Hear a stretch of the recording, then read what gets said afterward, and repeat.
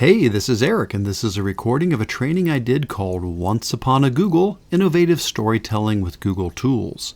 Please note this was recorded live at a conference with a room full of attendees, so it's a little more casual than many of my other videos with questions and conversations included, but I hope you still find the content valuable.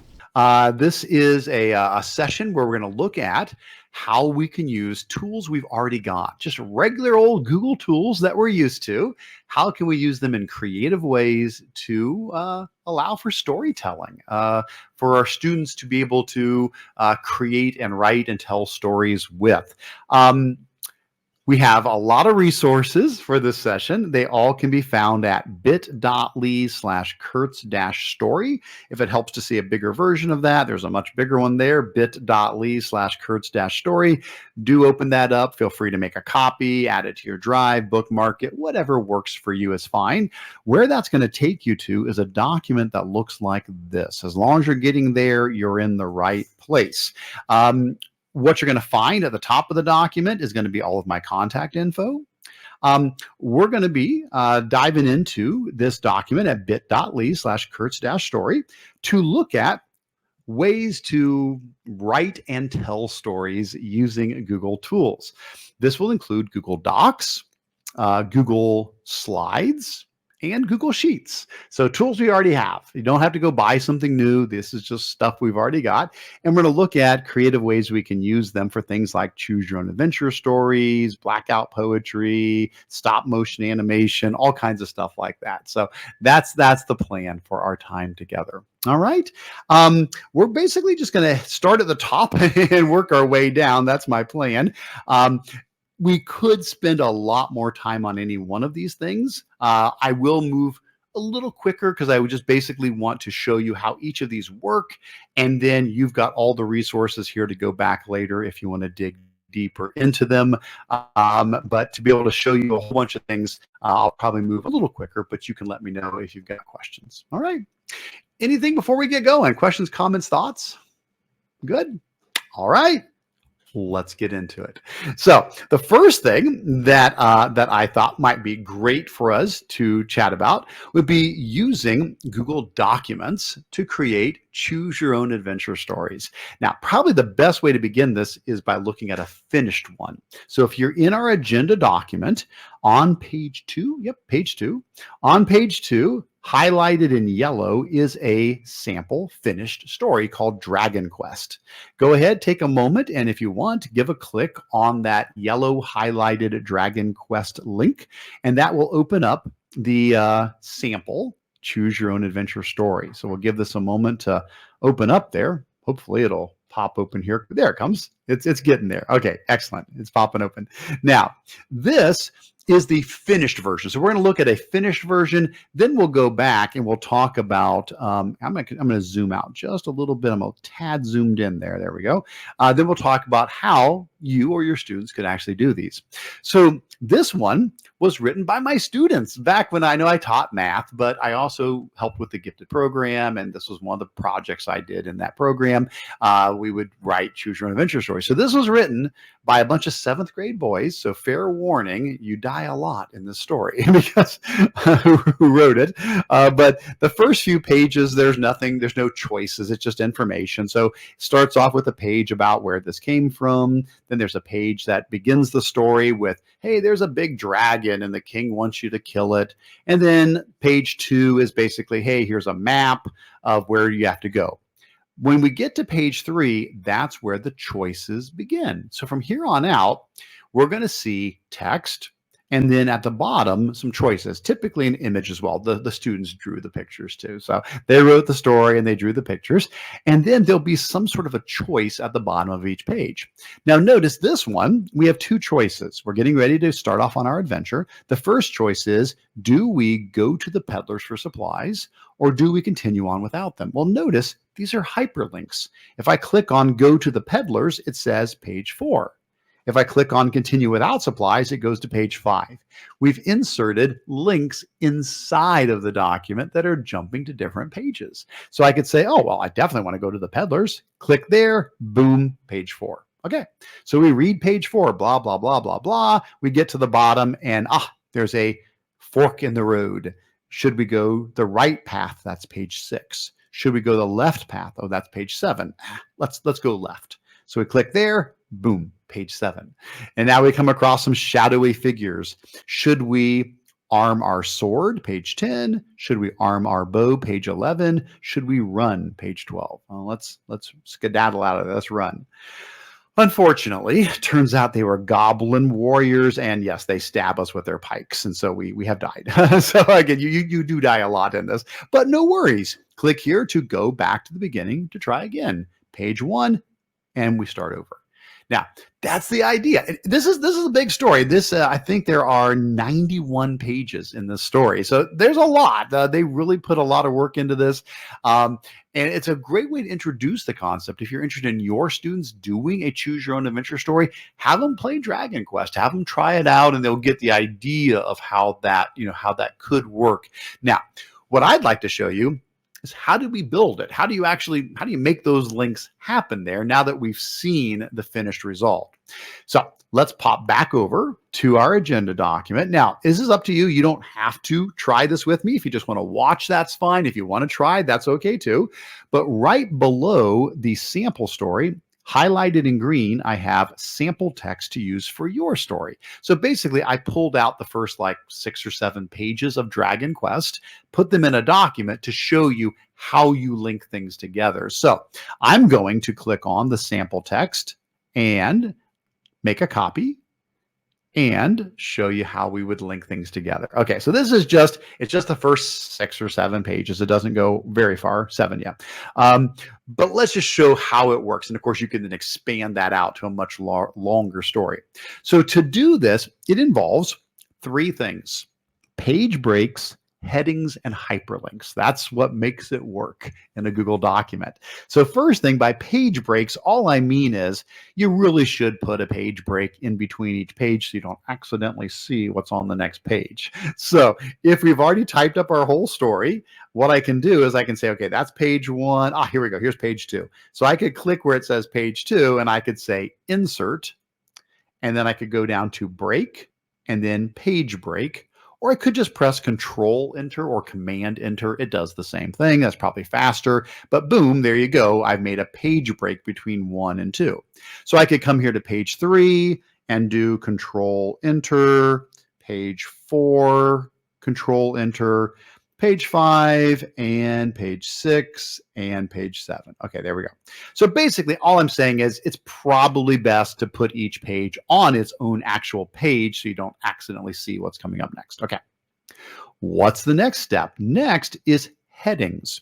Now, you may not understand why we're doing that at first. That's okay. Don't worry. That's no problem. We're going to explain that in a second. But we do need to take the top of the page where it says page 1, page 2, page 3, things like that. Here, I'll zoom in a little bit more so you can see this. And we need to turn those into headings. So what I mean is I'm going to take my mouse. I'm going to select page 1 at the top.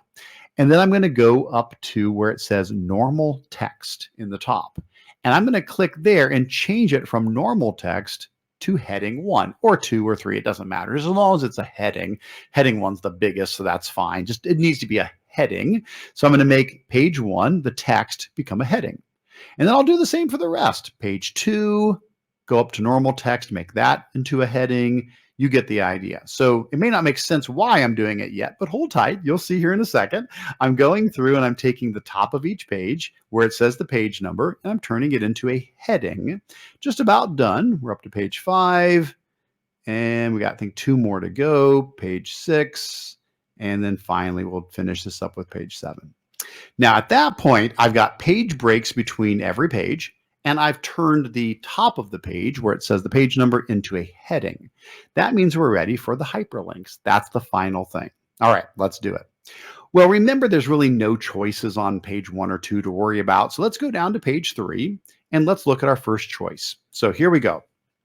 Do we go to the peddlers or continue on without that? That's where the links need to go. So watch how we do this. I'm going to take my mouse. I'm going to select go to the peddlers for supplies.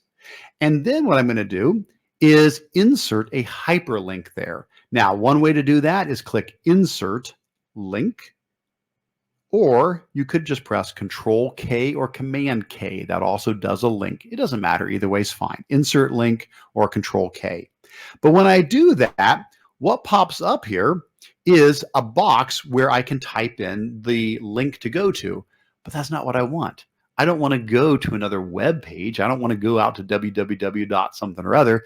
I want to jump to a different page in the document. Well, look at the bottom.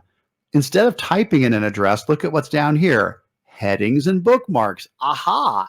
It turns out you can link to a heading. So if I come down here and I click on headings and bookmarks, there's all my headings. Page 1, page 2, 3, 4, 5, 6. Okay, so let's think. Go to the Peddlers for Supplies. That was supposed to link to page 4. So I'll choose page 4. Boom. Now that is a hyperlink to page 4. Going on without supplies, that is supposed to link to page 5. So I come here, I select continue on without supplies. I go insert, link.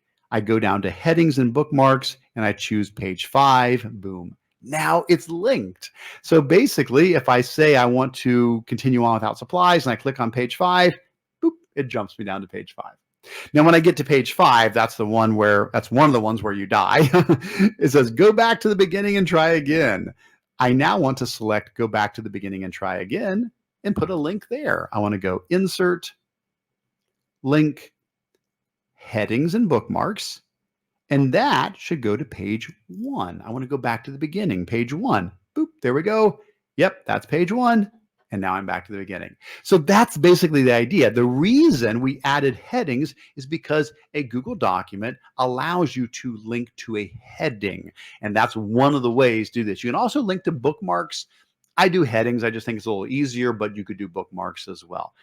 And honestly, that's the gist. That's the main thing. Now, certainly the students would want to spice it up a bit more, maybe pick a better font, add some images, change the colors, whatever. They could make the story look more interesting, but that's the mechanics. Split your pages with page breaks, add headings at the top of the pages, and then insert links that link to the headings. Now, obviously, they need to have this well organized. If you get way deep into the story, like, wait, what page does that one go to? So they really do need to have like a flow chart. I would encourage like a bunch of sticky notes on a big, poster board or something where they figured out where all the branches go. They've got the numbers on there. So, okay, this one goes to page 17 and 21 and 25 or something, so they know that and they can keep track of it. But that's it. When they're done, you can share that document with view rights and anybody can read it and anybody can play your story. So, questions, comments, thoughts on making a choose your own adventure story in Google Docs? Any questions on that? I'll keep an eye on our Q&A doc too. Nothing in there. Any questions, comments, or thoughts on creating a choose your own adventure story? Good. Have you ever tried that with your students? Anybody try a choose your own adventure story? Yeah, it is quite an adventure. I mean, there's a lot. I mean, there's a lot of work to do. You can have them start with a really short one, but they went crazy with this one. They made it a really big story. All right. Well, hey, let's keep going. What else could we do? What's another way to do storytelling with Google Tools? All right. So the next one I have on here is Emoji Rebus stories. So what this is all about is using emojis. We've got the insert emoji option, emojis inside of Google Docs to write stories. So here, a Rebus story. A Rebus story is basically writing where you have text and images mixed together, not just text, not just images, but mixed together. This could be great for younger students who don't know all the words, but they do know pictures. It could also be great for older students to write stories for younger students. Here's the idea. Basically, in a Google document, you're allowed to add emojis. Now, you probably already knew that, but if not, I'll just show you real quick. If I go to like our sharing document, if I'm in our sharing document and I click insert emoji, you can pick from all the emojis and you can add emojis right into your document. Simple as that. Make that a little bit bigger there so we can actually see it. There he is. And so, yeah, you can add emojis right into your documents. Again, it's nothing but insert emoji, and you can drop them right in. So what this means is we can do some cool stuff like Rebus stories. Now, to help out, I've got some templates you can work from. You do not need to use my templates, but you can. It's totally fine. So here in the agenda document, you'll see on page 2, um, 3 sample templates here: a wintertime example, a Valentine's example, and a Halloween example. So any one of these, feel free to, if you want, you can click on the template link. You don't have to, but you certainly can. As an example, I will click on the Halloween one. I guess that's our next, believe it or not, out of those. That's the next one coming up, I guess. So I'll click on the template link for Halloween. And basically all this is a Google document that I have set up and picked out some emojis ahead of time that the students could use when they go to write their story. So the idea is they get a copy of this document, they come down here and they start writing their story, and they're encouraged to feel free to copy and paste any of these emojis down into their story. Or if they don't like the emojis I picked, no worries. They could just click insert emoji from the menu up here, and they could add their own if they're missing something. So who knows? Maybe I want to say something like, we went out at, and maybe I want to do night. Well, I could use like this emoji to represent night. We went out at night with our, and maybe I've got a flashlight, with our flashlight, and I could say something like, I was a, maybe I'm a robot. Maybe I'm dressed up as a robot, and my sister was a, and maybe she, well, actually, we'll do this. Instead of sister, we'll do the emoji for that. And my sister was a, maybe she was a zombie. How about that? I've got a zombie sister. You get the idea. And so basically, we're writing a story using words and pictures. Again, great for younger students who maybe don't know all the words. Also good if older students are writing them for younger students. Now, again, if they get to a spot where like, I don't like any of these emojis up here, they can always go insert emoji, find what they're looking for, and add that in as well. So if you want to try those out, you can definitely use these templates, but you don't need them. You can just show students how to add emojis, and they can just take off on their own as well. So questions, comments, thoughts on emoji stories? Yeah. Emoji Kitchen, where you can take the emojis and it combines them for you. Right. But it gives you an image back. It's an image. It's not actually an emoji. Doesn't paste as easily, but it could. So let's say you wanted to do that. So if we do a search for Emoji Kitchen, we talked about that in the Hipster Google session earlier. So if I go into Emoji Kitchen, if I run a search for Emoji Kitchen and I hit Get Cooking, basically it lets me mix emojis together. You can randomize them, and it will randomly mix them up for you, or you can do your own. You can clear it out and you can pick. I think I was doing like a turtle, and I was mixing it with an ice cube and making like a frozen turtle or whatever. So the thing is, yeah, you can do that, and you can hit copy. But when you paste it, it's a picture. It's not an emoji. You say, Eric, an emoji is a picture. No, it's not. Emojis are text. They actually are. They're just letters. They're just pretty letters that look like pictures, but they are text. So if I were to come here and try to put in a frozen turtle into here, first of all, it's going to be giant. So if I go edit paste, it's going to be giant. So I do need to make it smaller. So I could click on it and make it much smaller. That's fine. That's not going to hurt anything. We can do that. But then I just would need to make sure that I have the proper wrapping for it, which it looks like by default, it's picking the right one. That's encouraging. It's picking in line. So there's like 1, 2, 3, 4, 5 different wrapping types. In line, that's actually what you want, because that means it's in the line of text. If you said wrap text or break text or behind or in front, that would not work because it wouldn't be part. So honestly, it's not that bad. Other than resizing it, you're in pretty good shape there. You just basically need it to be, smaller than when it first comes in. And yeah, you could. You could use Emoji Kitchen too. I love it.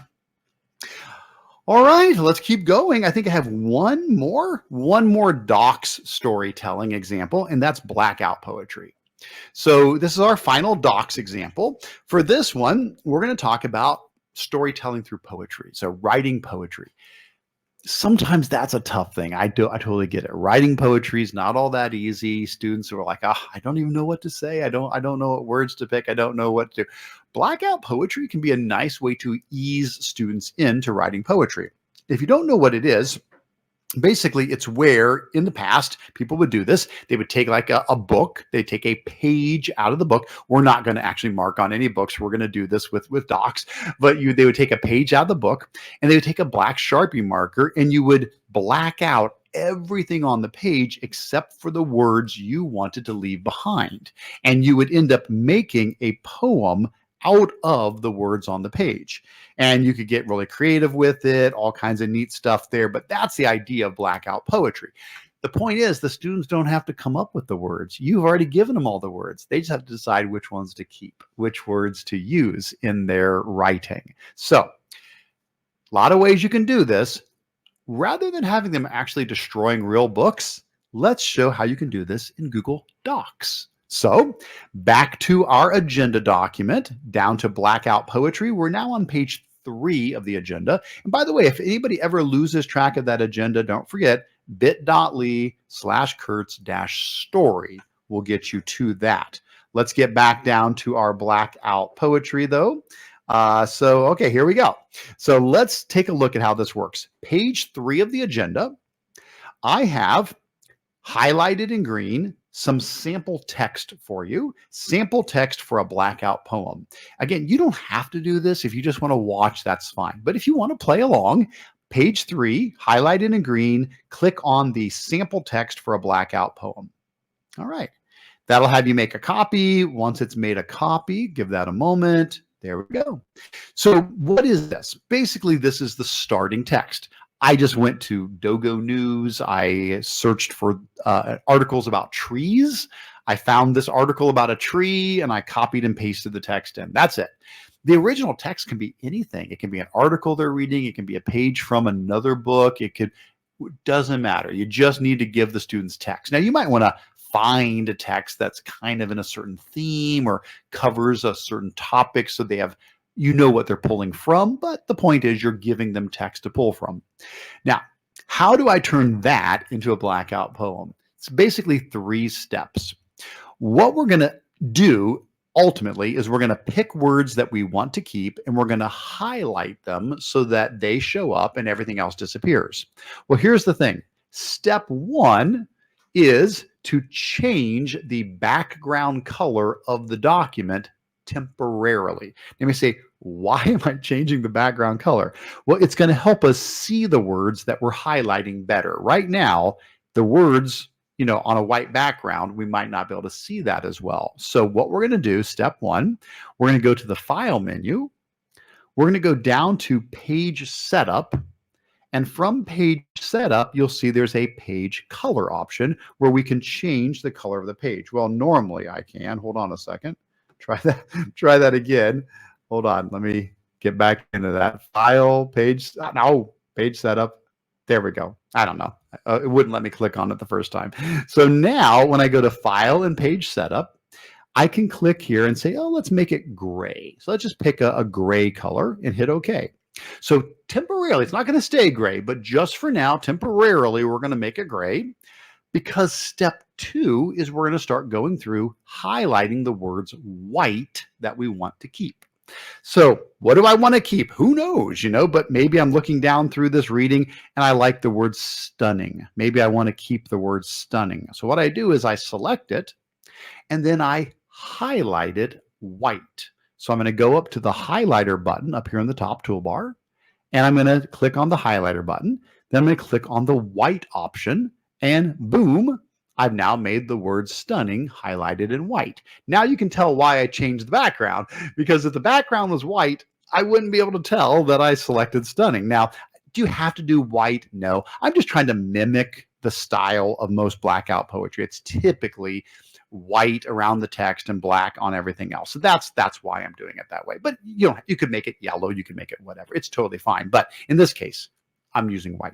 And then basically we just keep reading down through and we go, what else do I like here? Maybe I like the word amazing. Maybe I'll grab that and I'll go to the highlighter and I'll highlight that white. Stunning, amazing. Maybe I like the word ancient. Maybe I'll grab that and I will highlight that white.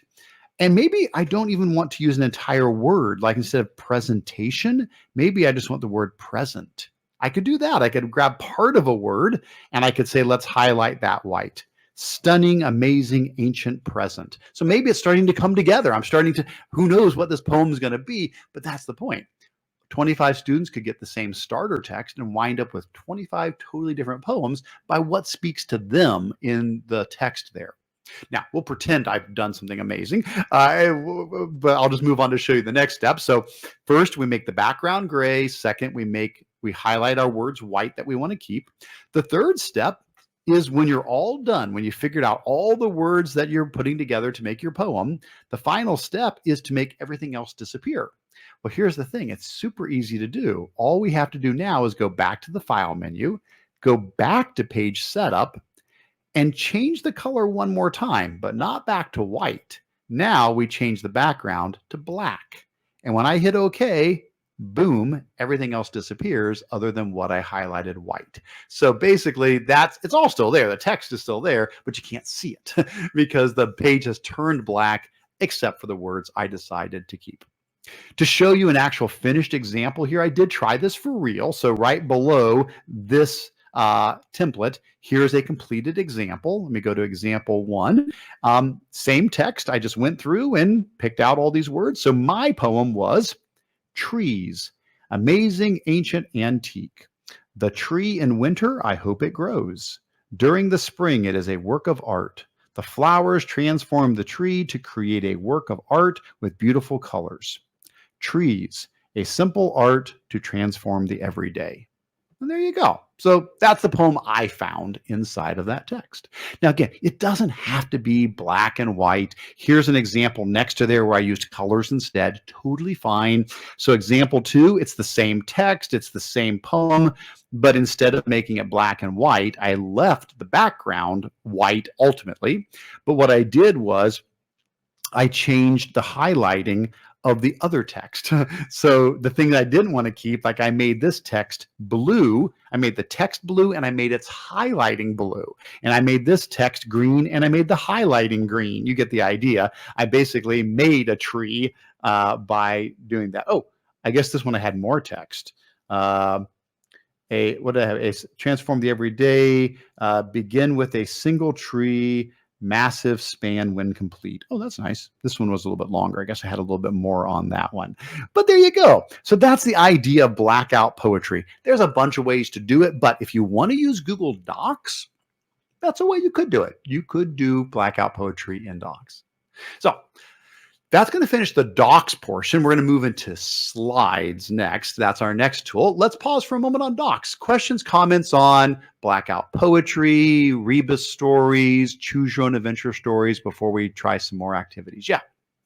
The black and white example, Yeah. is it possible to pop an image on top of a black session and have it be over the text? Yeah, sure thing. So remember when we were adding the Emoji Kitchen stuff, now this one's not going to look great because it's not, you probably want something with transparency around it, but you would just want to change it so that's in front of text for the wrapping. Let's find an image that actually has transparency around it. So let's say we come here and we go insert image, search the web.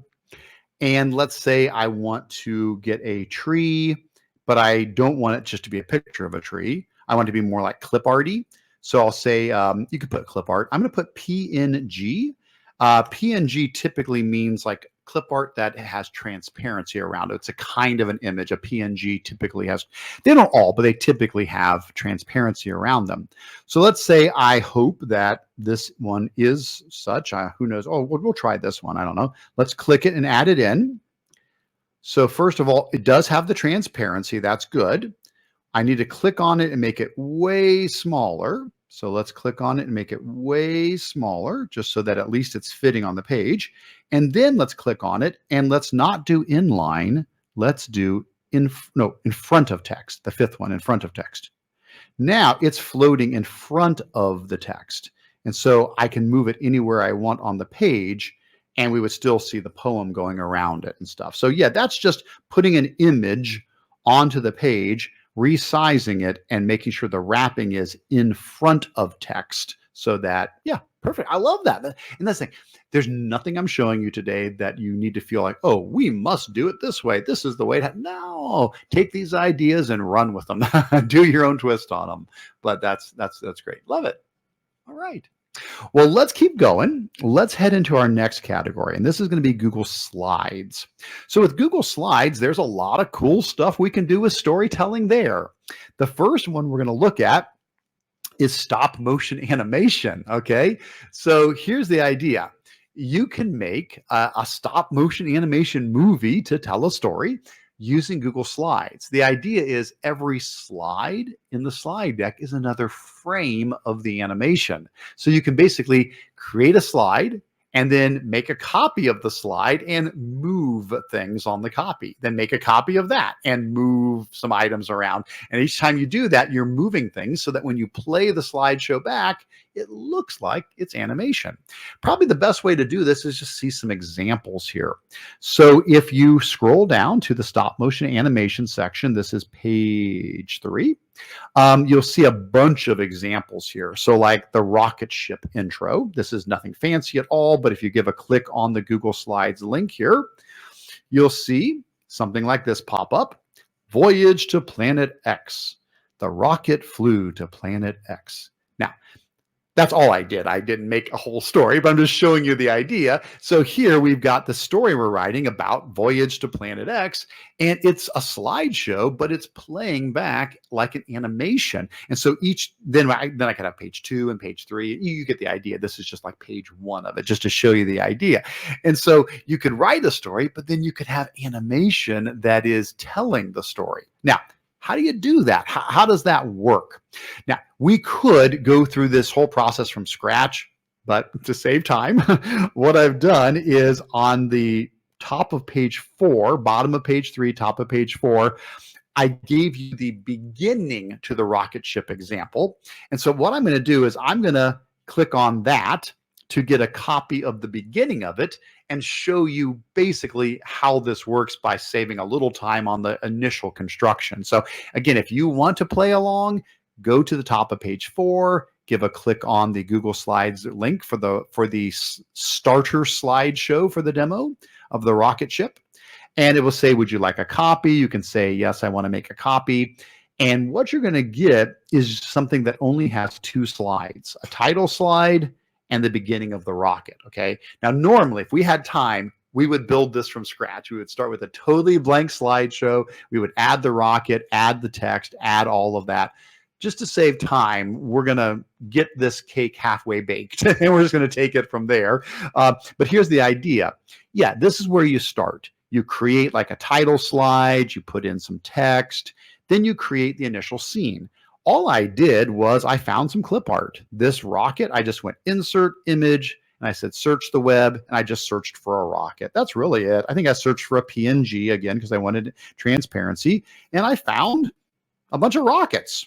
And that rocket is one of these. So it was one of the rockets that I found in there. And then I did the same thing. I inserted a picture and I searched for a planet. And then this is just text. This is nothing but a text box. I just inserted a text box down here.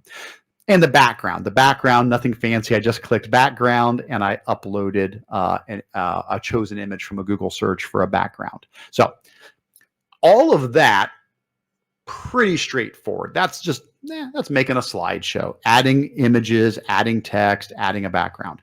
Where the stop motion comes in is the next few steps. So what you do is after you've set the stage, you need to now take slide 2 and make a duplicate of it and move the rocket a little bit. So what you do is you either copy paste it, that's fine. Click on slide 2, copy it, and then paste it. That's fine. That gives you a copy. There's the first one, there's the copy.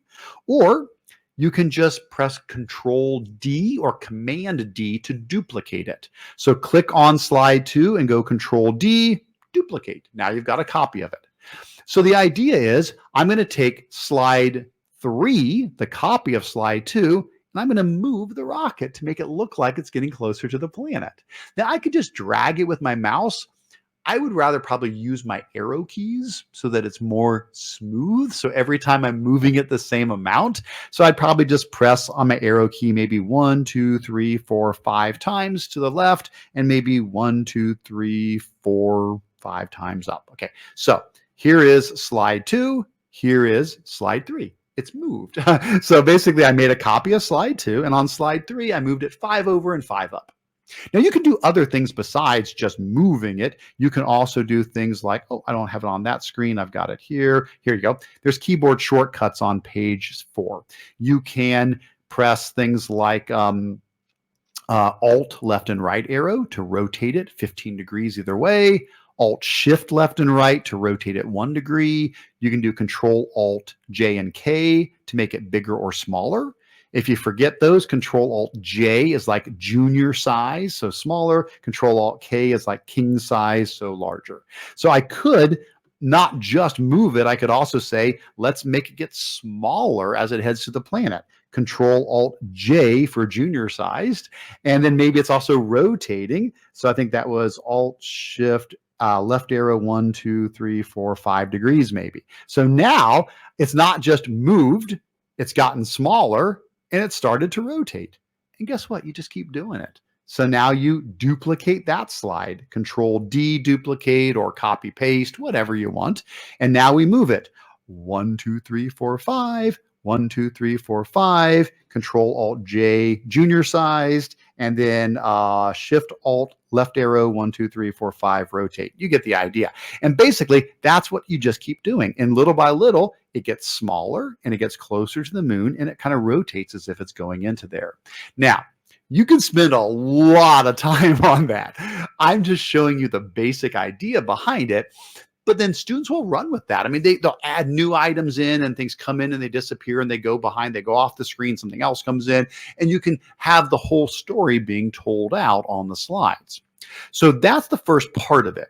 I still need to show you how you make it move without clicking on things, because when we go to my examples here, they just go. When I click on the rocket ship, it just goes. I'm not actually touching. Hands are off and the whole thing's just going. So how is that happening? Or I've got other examples like, life cycle of a butterfly, haunted emoji stories was by some students. Here's some other examples. They were taking figures of speech like when pigs fly or under the weather, and they were making animations to show those. Like when pigs fly, this is a pig flying. And again, this was done by students where they had to pick a figure of speech and they had to animate it, So the question is, how do you make it do that? I think we know now, hopefully we're seeing how you create the slideshow.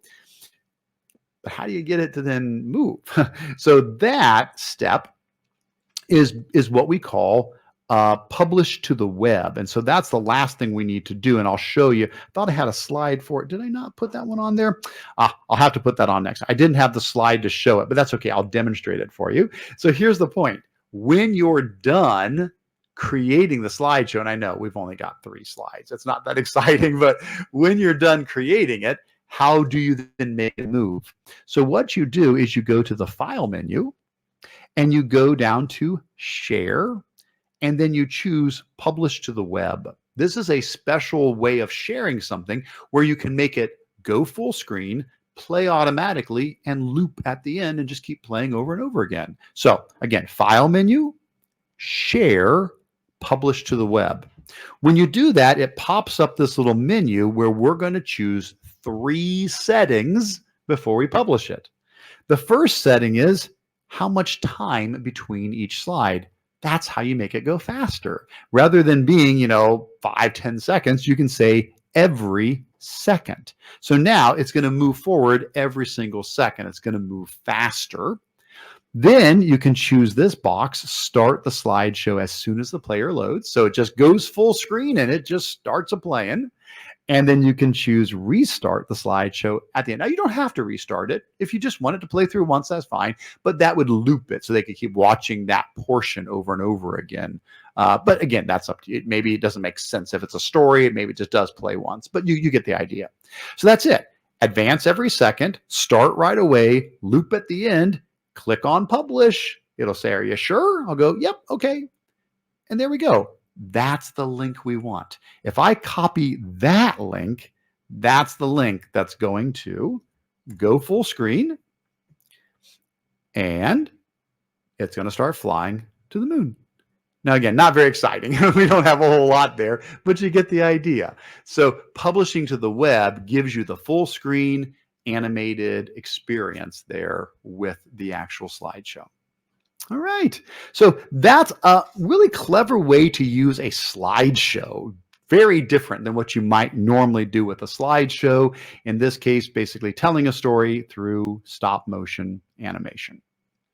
Let's pause there for a second. I will say, I know we hit that kind of quick, but do notice on page 3, I have a 1-hour webinar on doing this. So if you really want to dive deep into there, there's a 1-hour webinar that will teach you everything you would ever want to know about stop motion animation with slides. So that's a great way to dive deeper if you want to as well.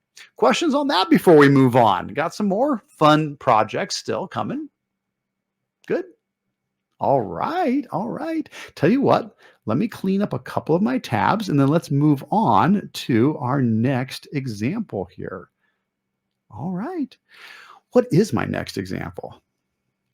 Story soundboards. Okay, this is fun. So for this students could do this too. I don't see why they couldn't.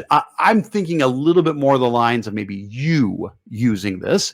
And the idea is, let's say you want to read a story. Maybe it's for younger students, but I think anybody could appreciate it. If you're reading a story in class, if you actually have reading time in class where you read to the class, wouldn't it be neat to have sound effects to go along with the story that you're reading, so that while you're reading the story, you can, set the tone. Maybe, maybe you're in a jungle and you want jungle sounds in the background, or, maybe there's an animal that makes a noise and you want that noise while you're reading the story.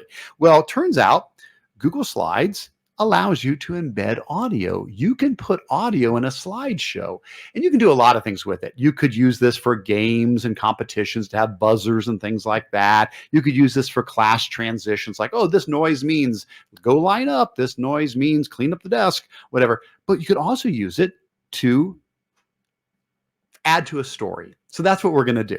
So what I've done today is, this is actually a book my daughter wrote. She's 32. She's got my 2 grandkids, but she wrote this for her son, Gavin, my grandson, Gavin. And so this is, I don't have the physical book with me today. You wouldn't be able to see it in the back. So I just got the digital version here. It's called Red the Raccoon Weathers the Storm.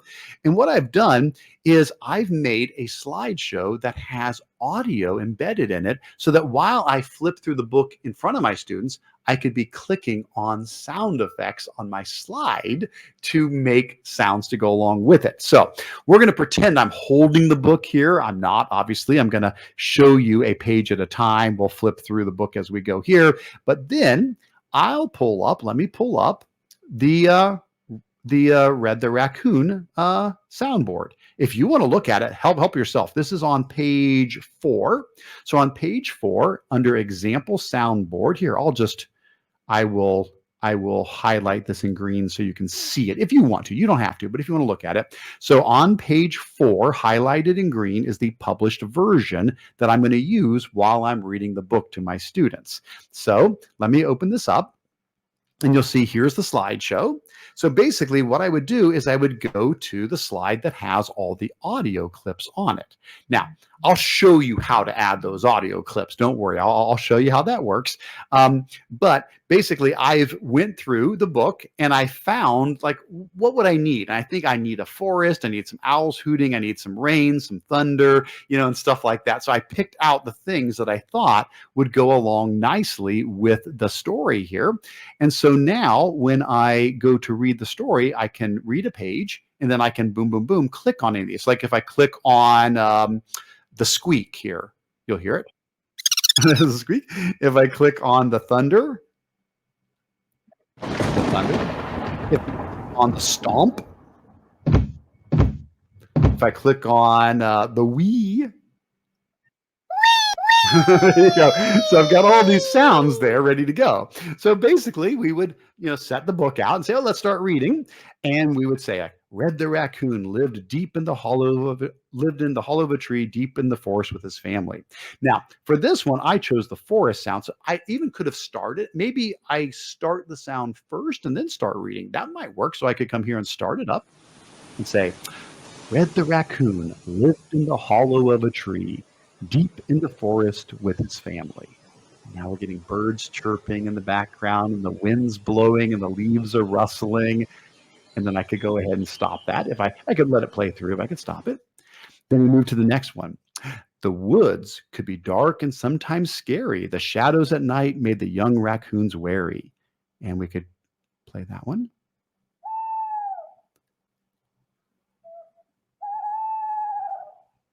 So we got the owls in the background there. And then we keep on going. The wind would whistle, shriek, and howl. The clouds on the moon would form a mean scowl. And so we've got our wind here. Of course, we can stop at any point and ask questions of the students and stuff. But we're getting all of this great sound effects here in the background. What's up next? Let's see.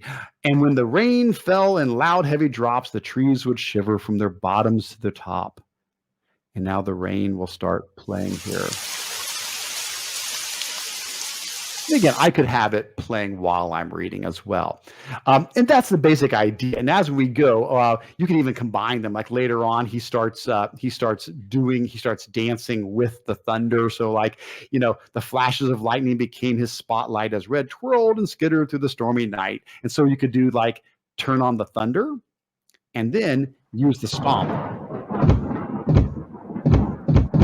as he's dancing, and stuff like that, and then I've got all of those. So that's the idea. It's really cute. So the idea is, you could have the book in front of you, be reading it, but have sound effects to go along. Now, how do you do that? How do you put sound effects into a slideshow? So basically, here's the idea. I'll just show you that general idea. We don't need to do anything fancy. If I have a slideshow, there is an insert audio option. It's just up here. You may not have known it. You may not have seen it before, but it's up here, insert audio. So from a slideshow, if you click insert audio, you just have to have the audio in your Google Drive. It doesn't let you upload the audio. You have to have pre-loaded the audio into your drive. What I do is I typically just make a folder called audio. I think, where did I put my audio folder at? Maybe... No, I don't see it on this one fast enough. I have to find it. Maybe I think I've got it on my other account. I think that's why. But it is. I'd have to hunt for it. But the point is, in your Google Drive, I typically just make a folder called audio, and I upload my sound clips into there. And then that's it. You can just say insert audio, and you can pick the audio file. And that is what drops in these little icons there, and you just click the icons to play them. Now you say, well, where do you get the audio from? Well, if you scroll down a little further in here under Story Soundboards, you'll see free sound effects sites. I got all of these from Pixabay. That one I just did, every single thing for Red the Raccoon. These are totally free. They're royalty free, public domain. Anybody can use them. And if you don't like those, there's loads of other sites that have free sound effects. If you want to record your own voice, you can use the Mote extension. That's an easy way to record your own voice and drop it in as well. So a lot of neat options.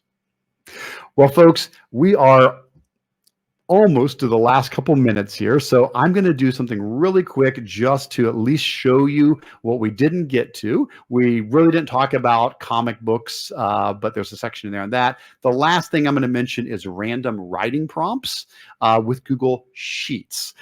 So this will be what we finish up on. And then I'm happy to hang out and take more questions if you have them afterwards. But page 6, random writing prompts using Google Sheets. So it turns out with Google Sheets, there is a random function that you can use to randomly pull information. And I decided to use that to create random writing prompts. And so if you go down to page 6, you will see templates. Here's a random writing prompt generator. You can click on that Google Sheet link and that will make a copy of that one for you. And then I have an emoji writing prompt generator. You can click on that sheet link and that will make a copy for you as well.